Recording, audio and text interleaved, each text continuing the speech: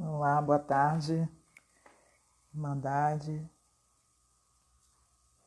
Estamos de volta para essa última live da série Mães Pretas Perguntam, Pais Pretos Respondem. Ontem nós tivemos a live com o Humberto e hoje de manhã nós falamos com o nosso irmão Eric Bernardes. Foi uma live muito importante. Depois, se você não teve a oportunidade de acompanhar ao vivo, tem no nosso IGTV e você pode ter acesso. Ele falou sobre várias questões envolvendo paternidade, falou como foi a gestação do filho dele, o Vicente, de 4 anos.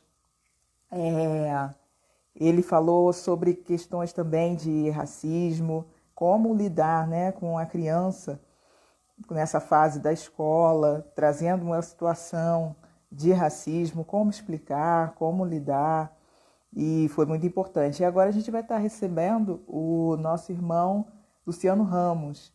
Luciano Ramos vai estar falando também sobre paternidade. Ele é especialista no assunto, masculinidade também, consultor. Ele é conhecido por fazer rodas de conversa para homens. Inclusive, ele está fazendo uma oficina, começou na segunda-feira, numa oficina para os pais pretos, oficina de paternidades e masculinidades, e tem sido aí uma coisa incrível, né, para os homens e tal. O Humberto tem comentado que tem sido muito importante para eles, né, para estarem trocando, para terem esse espaço também aberto para poder estar falando ali entre homens. Então tem sido muito importante. Sejam todos bem-vindos. Deixa eu ver quem está aí. Marcelo, José, Nívia, Ana Eliette, Antônio, Edu Afrofuturista, Mariana Bessa. Sejam todos bem-vindos. Vocês podem ir chamando gente para essa live, para a gente ir conversando com o Luciano Ramos. Eu chamei o Luciano porque eu já assisti 2 lives ou 3, não me lembro, que ele fez com o Humberto, e ele é uma pessoa que tem um grande conteúdo para passar para a gente. E ele é especialista no assunto, né? Paternidades, masculinidades, e a gente vai estar conversando com ele. Deixa eu ver aqui, esperar um pouquinho ele entrar. Tia Lu, bem-vinda, Tia Lu. Já fiz live com a Tia Lu. E aí, conseguiu falar com aquela irmã para poder entrar no nosso grupo? Mandou o link para ela?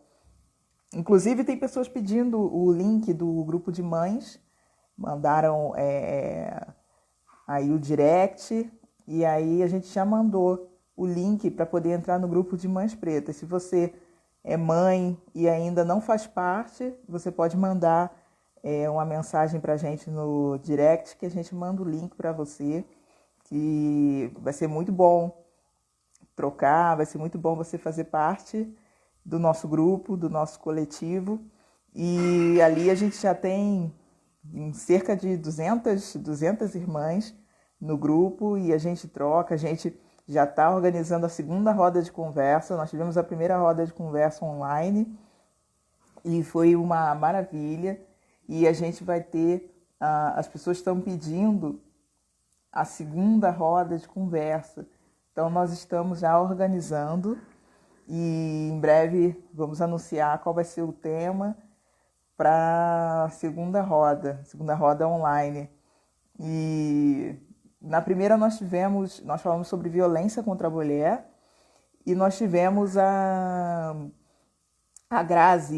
Graziele Gomes, que é uma psicóloga, terapeuta, e ela foi quem foi convidada, né? E aí quem mediou essa roda de conversa. A gente falou sobre violência contra a mulher, e a gente falou sobre vários tipos de violência, né? Psicológica, doméstica, física.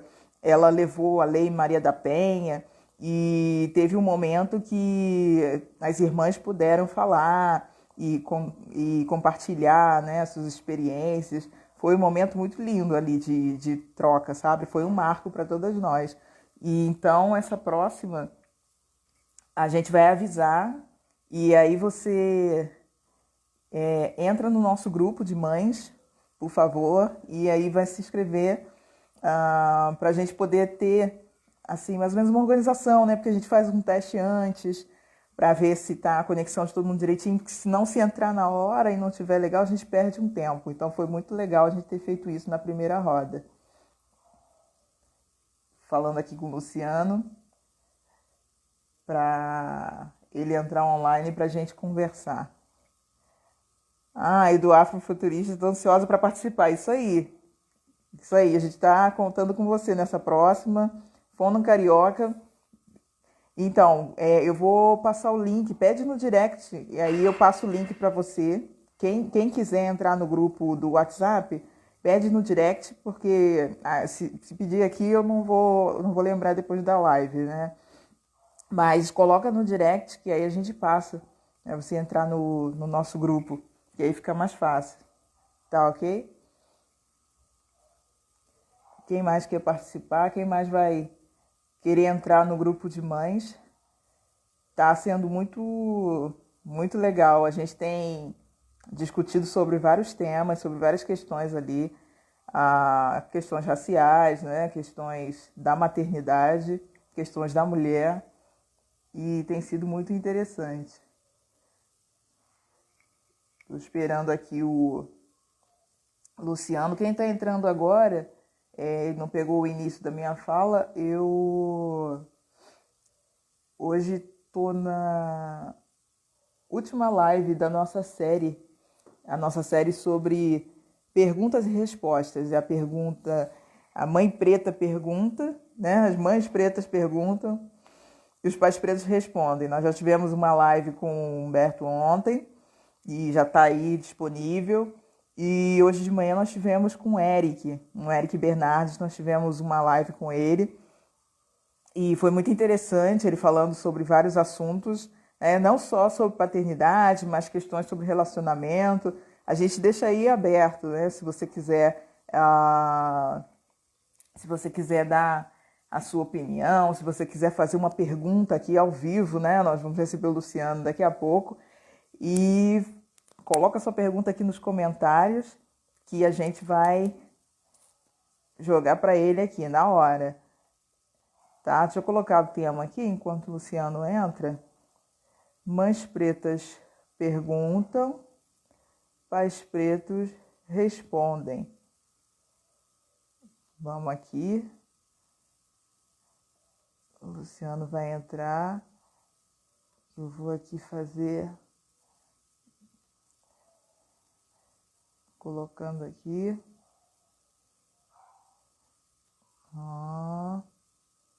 Já vou chamar o Luciano.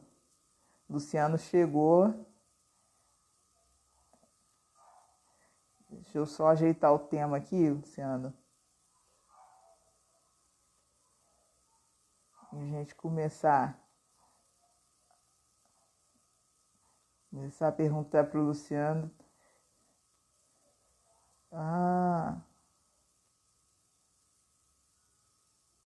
Aqui. Olá, bem-vinda, Aline, também. Obrigada pela participação. Oi! Mil perdões, desculpa. É porque eu estava numa reunião de trabalho que não acabava nunca. Desculpa.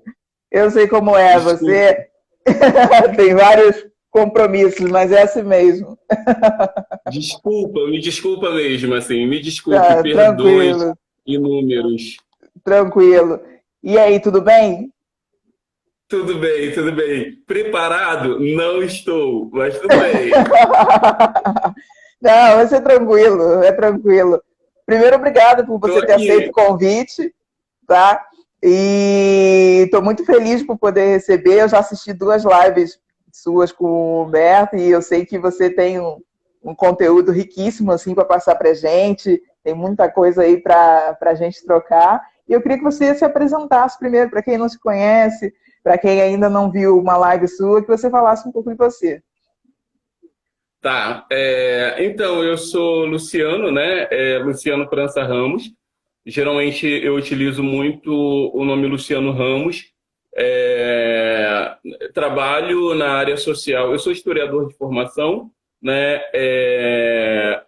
Tenho especialização em políticas públicas para a infância, né? Também trabalho na área social há mais ou menos 12 anos, né?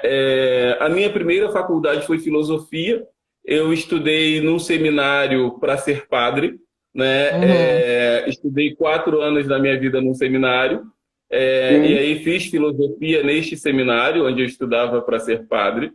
Depois saí do seminário, ali por volta dos 22, 23 anos, e não, antes, 21 anos mais ou menos, onde eu comecei a cursar História.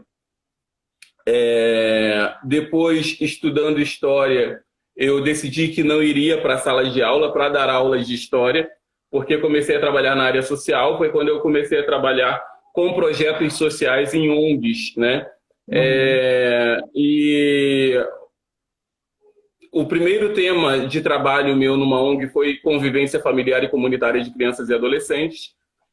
Depois, algum tempo depois, eu saí e comecei a trabalhar com masculinidades, paternidades, gênero, violências baseadas em gênero e saúde do homem, né? Sempre com a perspectiva de trabalhar masculinidades e paternidades para ressignificação das masculinidades, para a redução das violências baseadas em gênero. Então, a ideia era sempre de como poderia transformar esses homens em aliados para a redução de violências baseadas em gênero.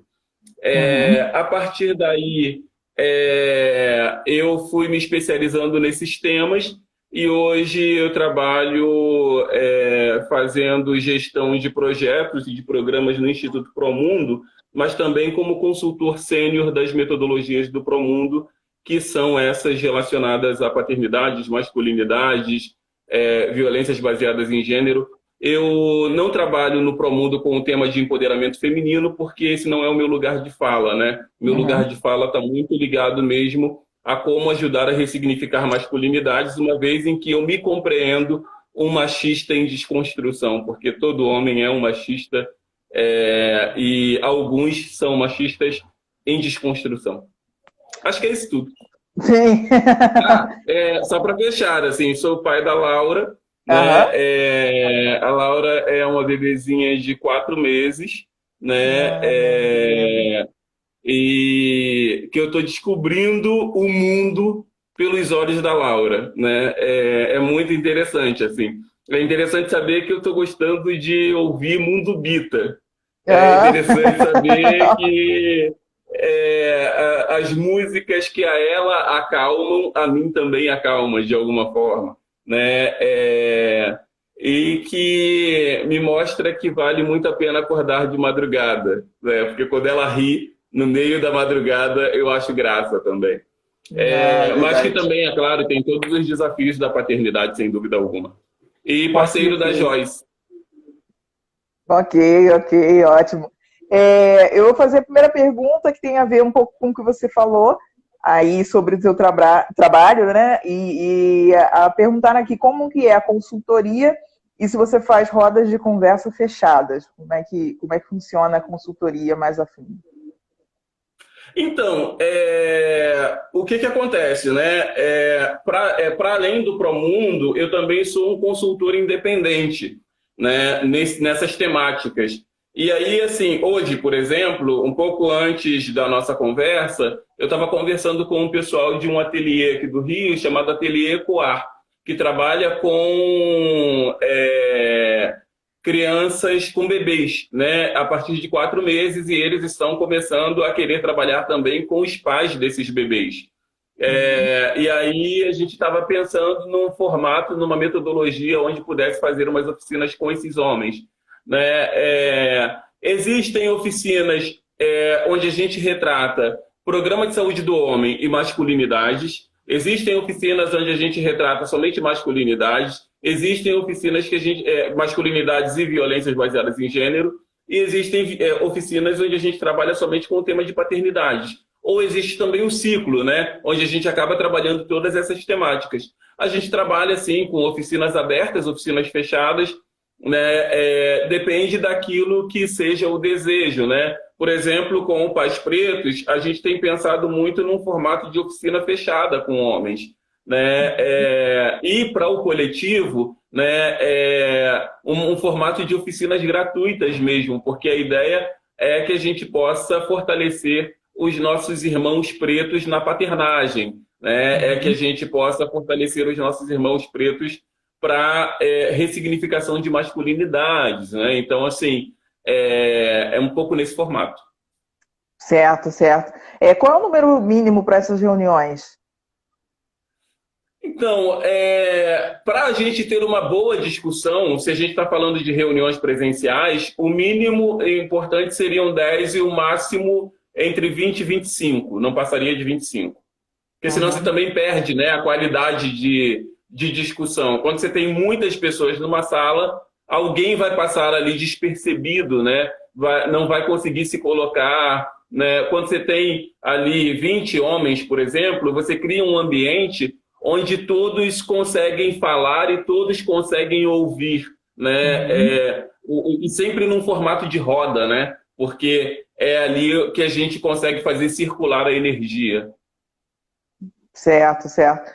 Tem uma outra pergunta aqui, ela é uma série de perguntas, mas eu acho que eu tenho que fazer todas as perguntas porque tudo tem a ver aqui. Foi uma irmã que mandou, ela perguntou assim: vocês conversam e enxergam seus privilégios enquanto homens?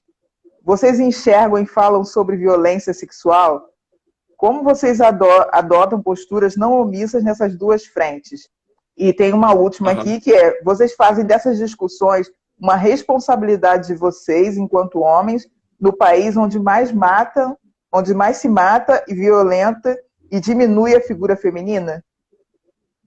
Conseguiu aí pegar as perguntas, consegui, né? Consegui.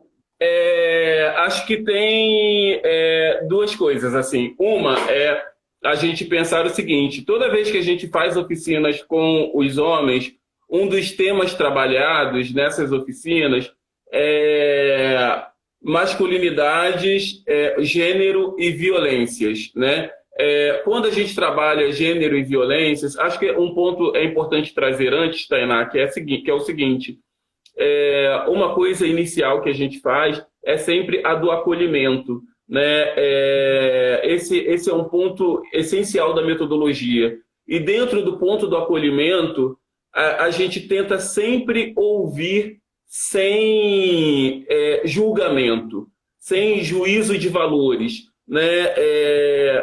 Por mais que aquilo me pareça muito absurdo, entende? E tem falas, né? Porque o machismo, ele sempre tem falas muito absurdas, muito violentas, né? Mas a proposta inicial é de ouvir sem julgamento. Eu tenho que ouvir sem os meus filtros. Eu preciso ouvir aquela pessoa abertamente, né? E aí, assim, quando... desculpa, qual foi o nome da pessoa que fez a primeira pergunta? Então, dessa série que eu te falei? Dessa agora? Dessa série. Então, foi a Lila, foi uma irmã do grupo. Lila? Acho que é Lila. Tá. Lila. Quando a Lila traz essa pergunta, eu vou dar um exemplo, porque aí ajuda a gente a sair um pouco da teoria e trazer algo que é prático. Fazendo uma oficina com homens no ano passado, né, homens que são motoristas de aplicativos, um homem começa a fala dizendo... Não, na verdade, a gente estava discutindo violências e eram todos os tipos de violências, né? Violência física, violência verbal, violência sexual, violência patrimonial, enfim, a gente tinha tudo isso. E a metodologia era a seguinte: a dinâmica era: a gente colocava quadros com os títulos das violências no quadro, na parede, né? E através disso, os homens preenchiam, né, eles colocavam escrito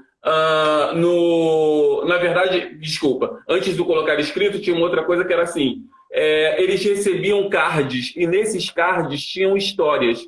Num dos cards a história era a seguinte: uma mulher que era casada com um homem e esse homem ele forçava a esta mulher a ter relação sexual com ele. Se aquilo era ou não violência e que tipo de violência era aquela.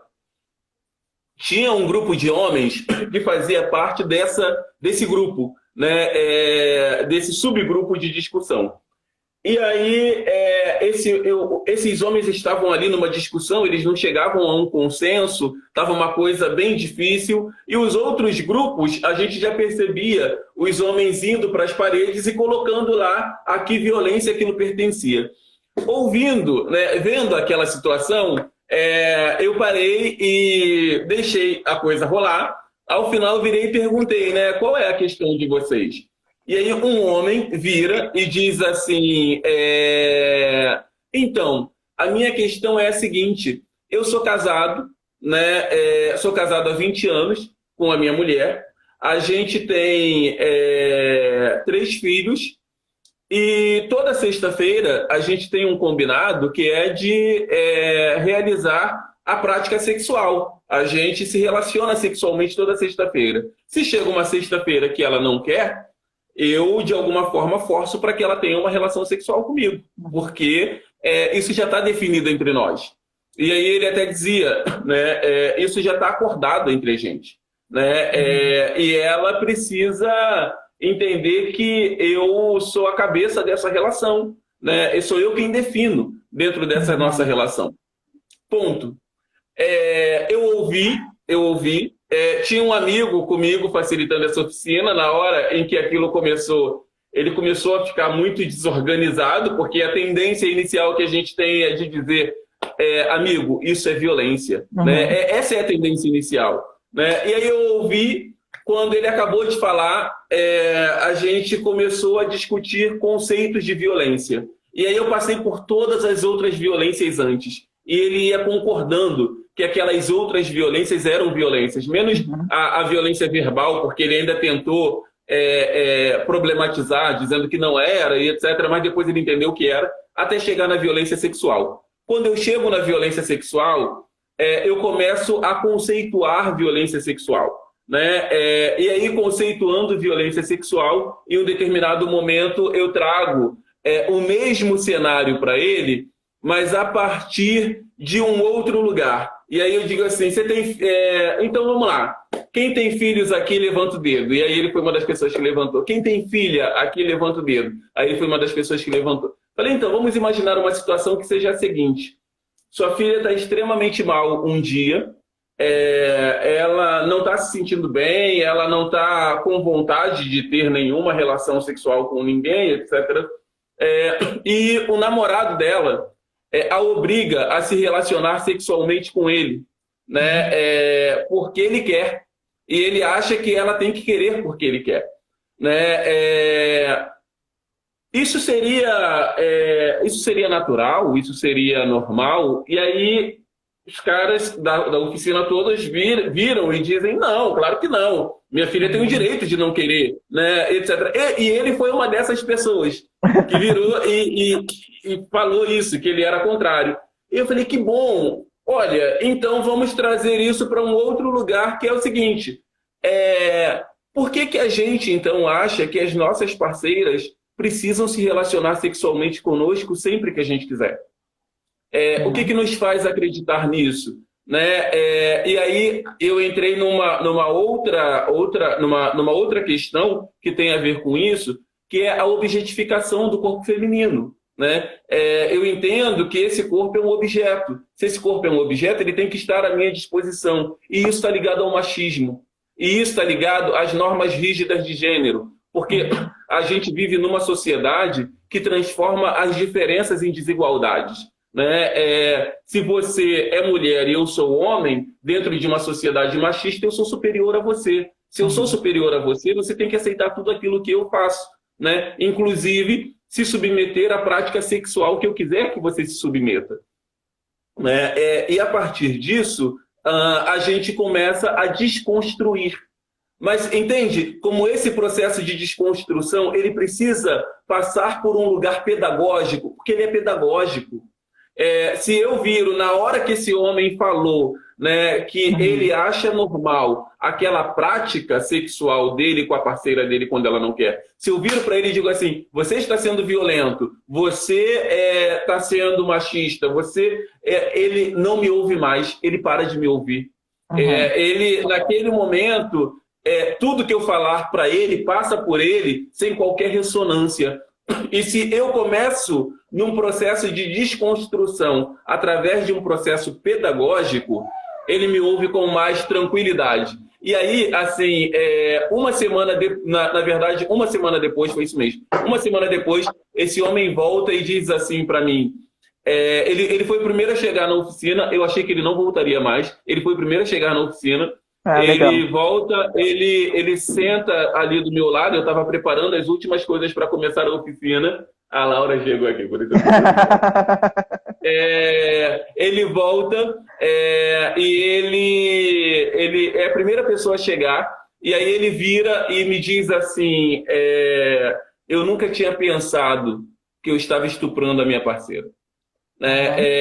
E aí ele vira também e diz assim, eu parei para conversar com ela, eu não sei se ela vai ser capaz de me perdoar, né? Mas eu consegui olhar para ela e pedir desculpas e pedir perdão para ela.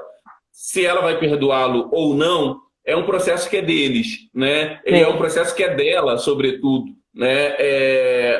Porque o grau de violência que essa mulher sofreu, né, por ter sido estuprada durante 2 décadas praticamente, né, mas, por outro lado, esse homem pôde se reconectar e entender o quanto ele era violento na prática dele. Entende? Então, assim, é dessa forma que a gente consegue trabalhar dentro da oficina com esses homens, porque a lógica final é de que esses homens se tornem aliados no processo de redução da violência contra a mulher. O Apolo. Apolo veio dar uma conferida na live aqui. Tá tudo bem, tá tudo bem. Então, assim, o processo é de que esse homem se torne um aliado. O processo é de que esse homem ele consiga entender que feminismo não é mimimi. Que feminismo não é as mulheres quererem, a partir de agora, serem superiores aos homens, né? Porque a fala é essa, né? Mas se a gente começa a colocar de um outro lugar, esses homens começam a entender isso também de um outro lugar, sabe? Só que esse lugar, Tainá, de verdade, ele é mais lento. Ele é mais lento, né? Eu poderia sair gritando, né? Mas se eu sair gritando, não vão me ouvir. Então, eu preciso fazer esse processo, né? Onde eu sento com 20 homens, faço uma roda com esses 20 homens, e aí a gente avança um pouco. Aí depois eu trago outros homens e a gente avança um pouco. E mesmo assim, esses homens, muitas vezes na prática cotidiana deles, eles vão acabar em algum momento sendo machistas de novo, porque o machismo é atraente para nós que somos homens. É atraente, ele é extremamente atraente. É muito gostoso, né? Assim, totalmente, totalmente. E aí, quando tem a ver também com o feminicídio, né, quando a pessoa trazia a outra pergunta relacionada a isso, é isso, assim, a gente só consegue mudar se a gente alcançar um processo de nova educação com esses homens, né? A gente só consegue mudar se a gente começar a mudar a lógica, sabe? Porque nós, enquanto homens, eu sempre gosto de dar esse exemplo, porque um amigo meu, que é o Miguel, de Brasília, e ele é o diretor do Promundo, ele usa esse exemplo e eu gosto bastante dele, que é o seguinte: o machismo, é como se nós estivéssemos numa panela de pressão o tempo todo, prontos para explodir. Né? E que quando a gente começa a ressignificar a masculinidade, é como se esse fogo fosse apagado, mas a panela continua ali, em cima do fogo, e em algum momento isso pode ser aceso de novo. Por isso que é um estado permanente de vigilância, sabe? Entendi, correto. O pessoal fez uns comentários enquanto você estava falando. Tenho aqui a Aline de Oliveira falou assim: eu não poderia ouvir um troço desse com cara de paisagem, né? O irmão falou que tinha que forçar, né, a parceira a ter relação, porque já estava combinado sexta-feira.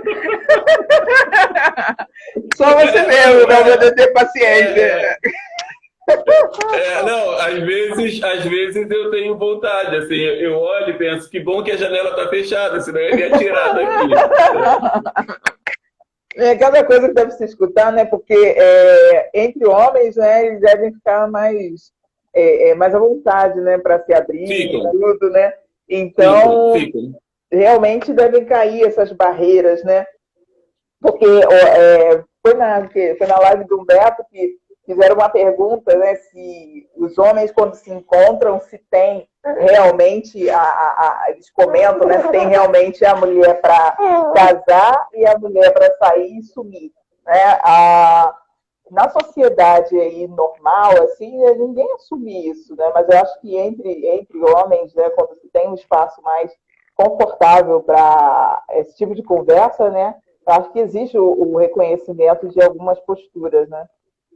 E mesmo que eles não ajam dessa forma, eles se sentem muitas vezes no dever de fazer isso. Porque, assim, nós, homens, né, aprendemos desde a infância que ser homem é pegar o máximo de parceiras possíveis. Né? E, inclusive, na infância, ali no final da infância, no início da adolescência, estão o tempo todo perguntando para você se você já tem namorada. Né?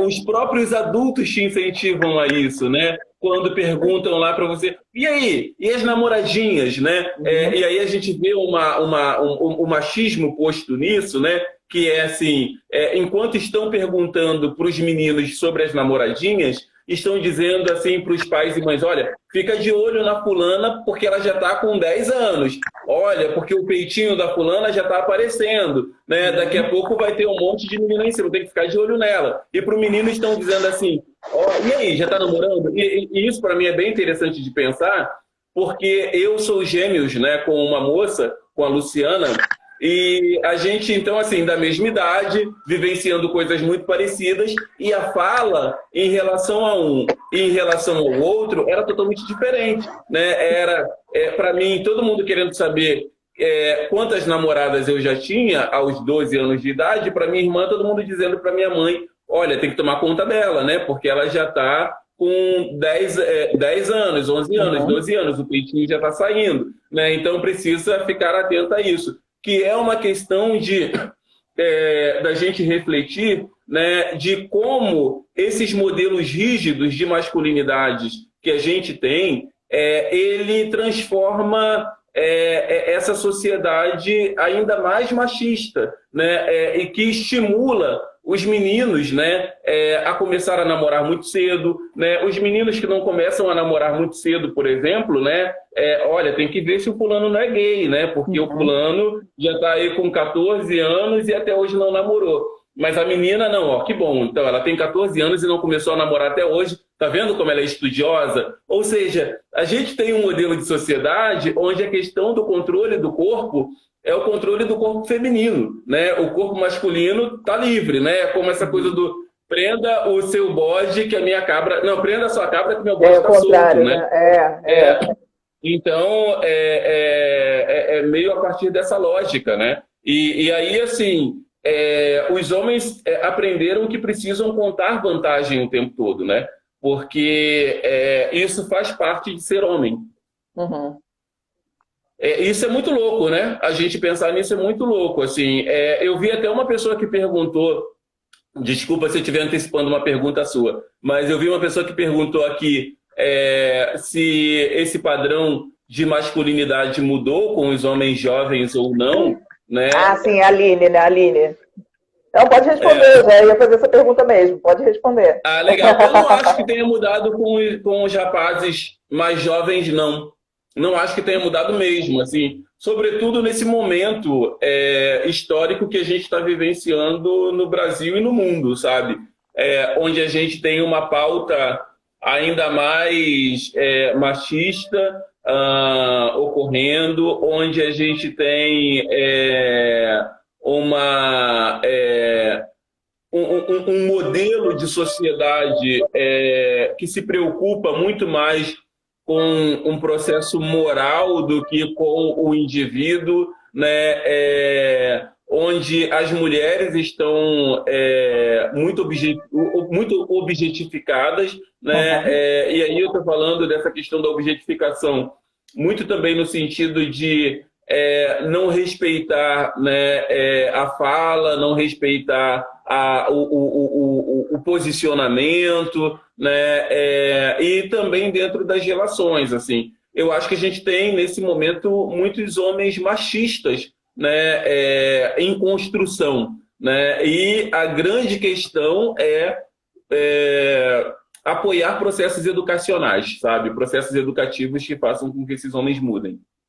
Beleza, muito bom. Tem uma pergunta, e na verdade é até uma pergunta minha agora, porque a gente teve, uns tempos atrás, uma psicóloga aqui, foi até a Cíntia Aleixo, a gente conversou com ela e a gente entrou nesse assunto da masculinidade tóxica, né? A gente falou sobre abandono parental, e aí se levantou essa questão da mulher, da participação da mulher na desconstrução dessa masculinidade, né? E a gente discutia, né, que se a mulher ela tem que participar desse processo, se ela não deve, se é um processo só do homem. E aí ela falou que, assim, na opinião dela, a mulher tem que participar desse processo quando envolve um filho, quando envolve a questão de aproximação de um filho, que assim, em prol de uma família, vale a pena essa mulher participar disso. Qual a sua opinião sobre isso? Você acha que é uma tarefa do homem ou é uma tarefa conjunta? Eu acho que a sua pergunta tem uma pegadinha. Então, vamos lá. Eu acho polêmico isso, mas vamos lá. Eu disse que eu estava aqui para isso também. Eu acho o seguinte, Tainá. Eu acho que esse é um processo social, sabe? Eu tenho me perguntado muito, né? Eu ainda não tenho muita resposta para esse processo que a gente está vivenciando agora, por exemplo, dessa pauta antirracista, né? E eu quero entrar nisso para fazer um paralelo para chegar onde você falou, tá? Por exemplo, eu sou contra que as pessoas brancas famosas elas liberem as suas redes sociais, os seus perfis nas redes sociais, para que um preto possa assumir aquele lugar por uma semana. Eu acho que o que precisa existir é uma sociedade que potencialize aquele preto para que ele possa ter mais seguidores ou a mesma quantidade de seguidores que aquela pessoa branca tem. Porque ceder aquele espaço, eu fico sempre fazendo um paralelo, que é o seguinte, é como se uma pessoa rica cedesse a casa dela para um miserável por uma semana e depois dissesse assim, agora volte para sua condição. Sabe? E aí me parece que não é isso que vai causar a transformação do que a gente vivencia, né? Então, isso é um ponto. Eu vou voltar para fazer a análise daquilo que você estava trazendo. Eu acho que a culpa do machismo, né, é do homem. A responsabilidade do machismo ela é do homem. Porém, a gente tem também muitas mulheres que são machistas. E essas mulheres elas são machistas porque elas são educadas numa sociedade que é branca, heteronormativa e é machista, né? E aí, assim, se o processo de desconstrução ele precisa ser coletivo, ele vai precisar da ajuda das mulheres também, sabe? Se a gente precisa criar um novo ambiente, ele precisa da ajuda das mulheres também. Porém, o protagonismo desse processo de mudança precisa ser dos homens, sabe? A responsabilidade é deles, mas a contribuição também pode ser das mulheres, né? Aí eu acho que a gente chega a um lugar, né? As mulheres não são responsáveis por acabar com o machismo do mundo. Elas são colaboradoras nesse processo de mudança social, porque é um processo de mudança coletiva, né? E de repente o papel da mulher de repente o papel da mulher seja educar a filha dela para que a filha dela não se submeta a uma relação machista, né? Educar a filha dela para que a filha dela não se submeta a um homem machista, educar a filha dela para que a filha dela não aceite uma fala machista dentro da escola, na sala de aula, né? Ou seja, a gente pode ter aí vários caminhos dentro disso, né? Onde essas mulheres colaborem, mas o processo de protagonismo é do homem. São os homens que precisam ajudar a educar outros homens para que a gente tenha uma mudança de percepção, uma mudança de paradigma a respeito da masculinidade e do machismo. Perfeito, perfeito. Não sei se consegui contribuir bem para a sua questão. Conseguiu, foi ótimo, perfeito. Saiu muito bem. Ó, teve uma outra pergunta aqui, eu não tô com o nome da irmã. Peraí, que eu posso dar.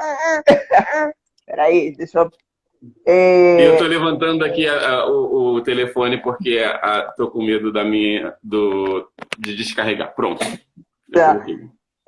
Aqui uma outra irmã mandou assim: como o pai preto orienta o filho pré-adolescente? Aí é uma pergunta para você pensar, né? Sua filhinha ainda é bebezinha, mas como orienta o filho pré-adolescente sobre amores? É a fase onde tem início as paixões. Como explicar sobre o amor preto e suscitar no filho a observação e atenção à menina preta? Eu acho que ela é mãe de um menino, né? Tô querendo... É possível, é possível. Isso. Então, eu acho assim, tem alguns pontos dentro disso, né? O primeiro ponto é a gente pensar assim, que referências, né, de pretitude esse menino tem ao longo da vida, né? Ali na infância, né? Eu fico me lembrando o seguinte, Tainá, eu outro dia estava falando disso, acho que era com o Humberto, né? Eu fico me lembrando do seguinte, na escola eu não era o referencial de beleza. Aos 12 anos, 13 anos, eu não era o referencial de beleza.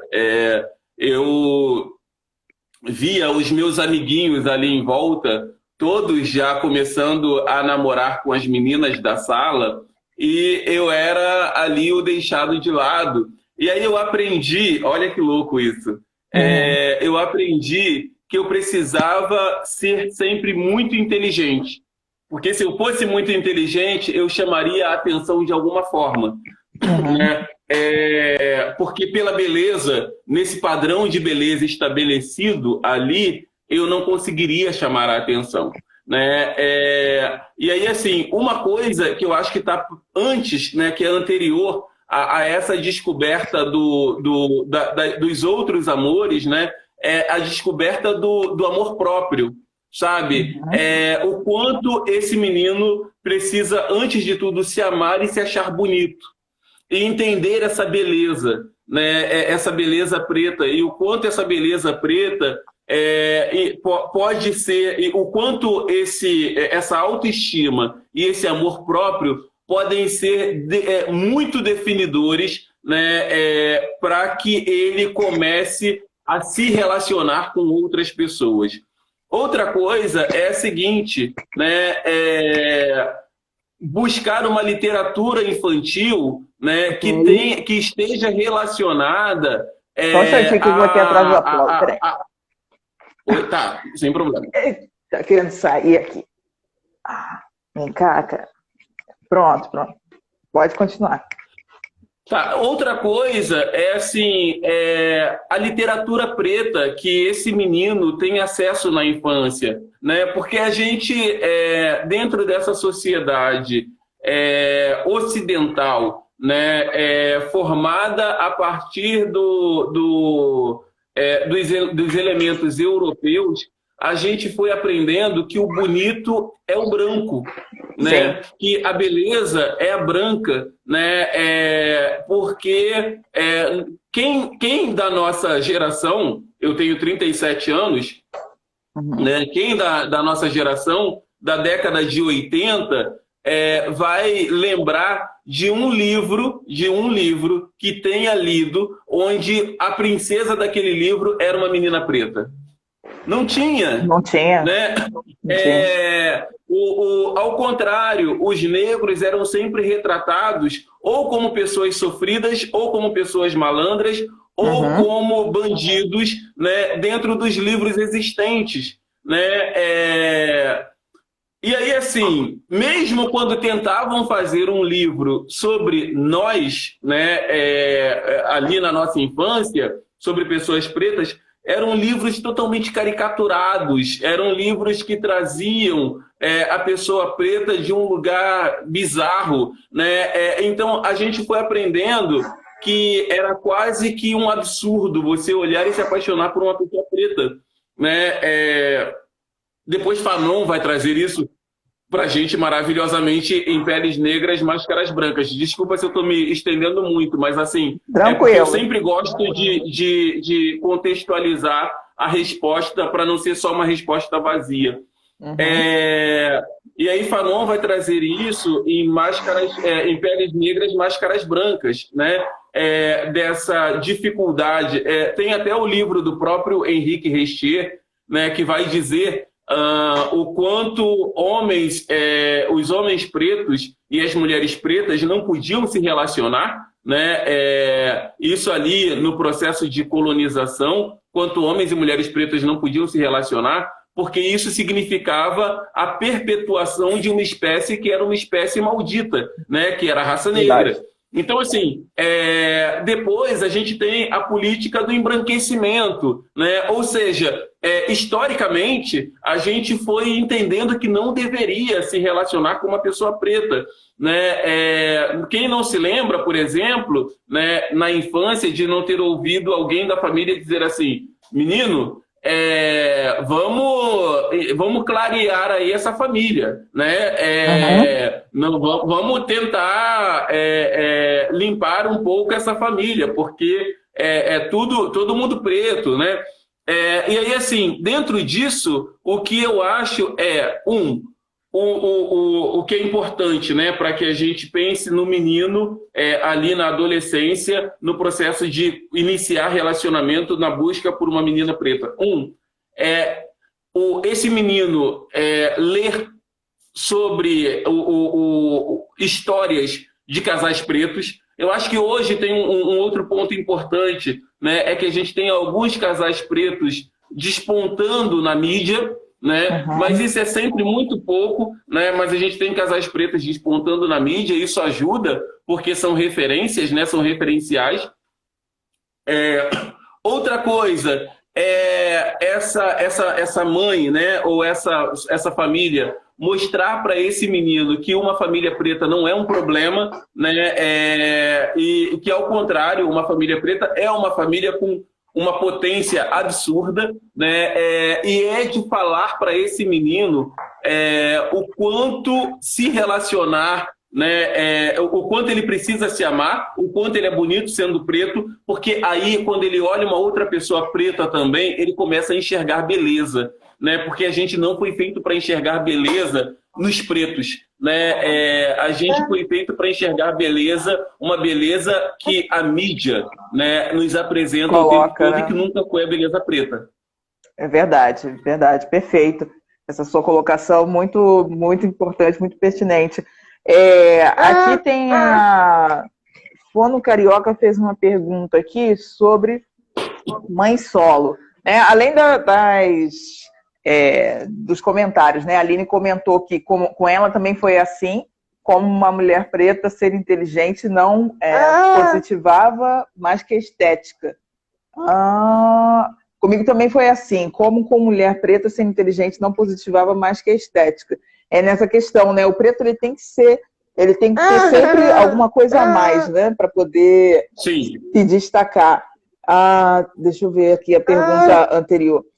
Sim, Fono Carioca. Nós temos uma grande quantidade de mães solo no Brasil, mães de meninos também. Como contribuir ativamente nesse processo de desconstrução? Como a mãe pode contribuir, a mãe solo pode contribuir ativamente no processo de desconstrução do filho?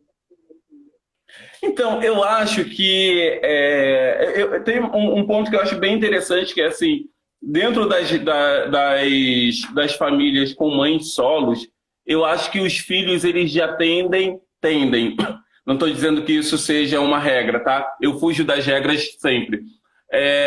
Mas assim, eu acho que os filhos já tendem a ser menos machistas, né? Porque a referência, né, não só de cuidado, mas também de proteção para esse menino, está ligada a uma figura feminina, né? Outro ponto é que essa mãe, no diálogo diário com esse filho, desconstrua esse lugar de que o homem é superior, né? Mas dentro daquela organização familiar, né, de alguma forma a prática já mostra para esse menino que a mãe é a pessoa responsável por aquele ambiente doméstico, né? Eu falo isso porque eu sou filho de uma mãe solo, né? E é interessante, assim, tanto eu quanto meu irmão, a gente tem uma tendência muito de desconstrução do machismo, porque a gente foi entendendo que a figura de força daquela família era minha mãe, né? A figura forte daquela família era minha mãe, né? E minha mãe é uma mulher que estudou até a 4ª série, né? Então, assim, ela ia ensinando muito pela prática, né? A questão da organização financeira, que era ela quem fazia, né? Ou seja, era ela quem fazia tudo aquilo, né? E ao mesmo tempo sempre mostrando muito, ela trouxe sempre muito isso, assim, de que ela não precisava de um homem para organizar as coisas, né? Inclusive, os homens, nas relações da minha mãe, sempre foram figuras muito periféricas, né? Ela era a figura central dessas relações e era ela quem organizava. Então, eu acho que a tendência já é essa, né? E, por outro lado, né, sempre que entender e perceber alguma atitude machista desse menino, chamá-lo para conversar sobre isso, né? Eu acho que esse ponto ele é muito importante. E, por outro lado, também, mesmo quando não perceber questões relacionadas ao machismo, ainda assim, chamar para que eles percebam pontos importantes. Por exemplo, eu acho um absurdo meninos de 12, 13 anos que nunca ouviram dentro da casa deles falar sobre feminicídio, num país onde o índice de feminicídio é absurdo. Eu acho que a gente precisa, assim, chegar para os nossos meninos de 8, 9, 10 anos e mostrar que existe, sim, o feminicídio e por que o feminicídio existe. Porque existe o machismo, né? Por outro lado, uma mãe, né, enquanto cuidadora, né, numa família solo, também pode comprar uma boneca para dar de presente para o filho, né? E isso, ali naquele ambiente doméstico, precisa ser feito para potencializar as situações de cuidado, né? Para que esse menino ele entenda que não existe brinquedo de menino e brinquedo de menina, né? Que tudo é brinquedo, né? E que isso nos ajuda a sair de casa com uma outra percepção, sabe? Que não é isso que vai definir a orientação sexual de ninguém, né? E aí eu acho que, assim, num ambiente, é claro que tem todos os seus reveses, né? Essa questão de você estar numa família onde você é mãe solo, mas também tem potencialidade. E a potencialidade, para mim, está nisso. É de você, por exemplo, comprar uma boneca para dar de presente para o seu filho e não ter um companheiro machista que vai começar a se colocar contra aquilo naquele momento, porque o processo de educação ele é seu, né? E aí, é claro, também quando possível, e se possível, e na medida do possível, trazer o pai dessa criança, mesmo que não seja que não esteja mais na relação com você, mas se possível, né? E se essa relação for amigável, se ele também quiser participar da vida do filho, né, numa forma de cuidado e não só na responsabilidade de uma pensão alimentícia, mas trazer esse homem para que esse homem participe desse processo da vida dessa criança e desse adolescente. E ter isso como um ponto muito bem dialogado, né, também. Porque não adianta nada a criança passar de segunda a sexta com a mãe, num processo educativo e pedagógico, chegar no final de semana e ir para a casa do pai e ser uma outra coisa totalmente absurda, né? Porque isso confunde a cabeça da criança totalmente. É verdade, perfeito. Ó, a gente tem 5 minutinhos, vou fazer aqui a última pergunta. Vamos lá. Aqui foi até o Eric que mandou, o Eric que falou com a gente de manhã. Você acha que o Estado deveria propor situações de responsabilidade afetiva dos papais para com os filhos, além da questão da pensão? Eu não sei, sabe, Tainá? Porque, assim, se o Estado ele desse conta... eu fico pensando assim, a Lei Maria da Penha. Se você pensar na Lei Maria da Penha, a gente tem a Lei Maria da Penha implementada já há alguns anos no Brasil. E a gente tem cada vez mais o número do aumento do feminicídio. É super importante que a gente tenha a Lei Maria da Penha e eu não estou discutindo isso. Não estou colocando isso em discussão. Porque esses homens precisam ser responsabilizados, precisam pagar pelos crimes que eles cometem em relação às mulheres. Mas, quando você está falando de afeto, você está falando de outro lugar. Por isso que eu sempre gosto de pensar no âmbito da prevenção, né? De trabalhar antes, né? Porque, assim, eu preferiria muito mais trabalhar com os homens antes deles serem pais e durante a gestação, para que eles possam estabelecer vínculo com essa criança, do que trabalhar com eles depois, forçando, né? Se a gente pensar no Estado, a gente está pensando nesse processo, né? De forçar esses homens a ter afeto por alguém que eles não conseguiram desenvolver afeto. Uhum. Então, assim, eu acho que se a gente trabalhar no âmbito da prevenção, é muito melhor, né? E o que a gente está falando do âmbito da prevenção? Eu adoraria que os homens tivessem liberação dos seus trabalhos, né, para poder acompanhar as parceiras na consulta de pré-natal, né, de que esses homens tivessem a liberação do trabalho para poder levar o filho na consulta do pediatra, né? Nesse sentido, eu sei que eu sou um privilegiado, sabe? Eu não posso dizer que eu não sou privilegiado, porque eu sou. Quando eu sei que eu posso organizar a minha vida para poder sair no momento que eu achar adequado para levar minha filha ao pediatra, né? Ou para, durante o meu dia de trabalho, ainda passar algumas horas com a minha filha, puxar ela para pertinho de mim para poder fazer uma reunião e ela tá aqui perto e eu poder cuidar dela, né? Então, assim, mas eu acho que a gente precisa investir no âmbito pré, sabe? E não pós, porque eu acho que a gente acaba gastando muito dinheiro, né? O Estado acaba gastando muito dinheiro com o pós e não investe no pré. Eu acho que é ali, antes, né? Assim como toda mulher tem que fazer o pré-natal, né? Por que a gente não coloca como uma obrigação o pré-natal do homem? Porque já existe a política do pré-natal do homem, né? Só que ela não é obrigatória. Mas se a gente transformar isso enquanto uma política obrigatória, quando esse homem ouvir o barulho do coração do filho a primeira vez, né, no momento em que for fazer o exame de pré-natal para ouvir o batimento cardíaco, aquilo muda a vida dele. Ele começa a perceber que tem uma outra vida ali dentro que está esperando por ele, né?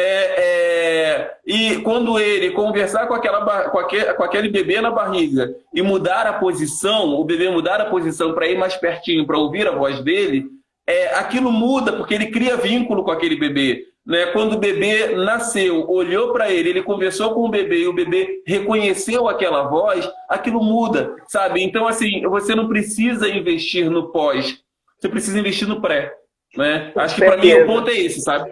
Com certeza. 20 segundos para terminar.